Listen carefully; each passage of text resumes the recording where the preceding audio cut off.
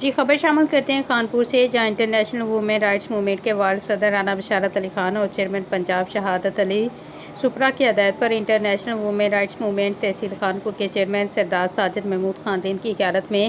نائب صدر محمد قاسم خلید، درخواستی کوآرڈینیٹر محمد سلیم خان پتافی اور عبدالغفور خاکوانی نے سیلاب زدگان کے لیے امدادی سامان ضلع راجن پور میں رجحان مزاری کے علاقہ میں تقسیم کیا۔ ضلع رحیم یار خان کے علاقے، چاچڑا شریف اور کوٹ میٹھن کے علاقے میں بھی امدادی کیمپس لگا کر امدادی سامان کی تقسیم کی گئی۔ مشکل کی اس گھڑی میں سیلاب زدگان کے لیے امدادی سامان ہر صورت پہنچایا جائے گا اور مخیر حضرات سے اپیل کرتے ہیں کہ پاکستان اس وقت مشکل وقت میں ہے، ہمیں اپنی صفوں میں اتحاد کو قائم رکھتے ہوئے انسانیت کی خدمت کرنے میں اپنا اہم کردار ادا کرنا چاہیے۔ انٹرنیشنل وومن رائٹس موومنٹ تحصیل خانپور ضلع رحیم یار خان اپنی محنت سے کام جاری رکھے گی اور اللہ تعالیٰ سے دعا کرتے ہیں کہ اللہ تعالیٰ ہمیں ثابت قدم رکھے۔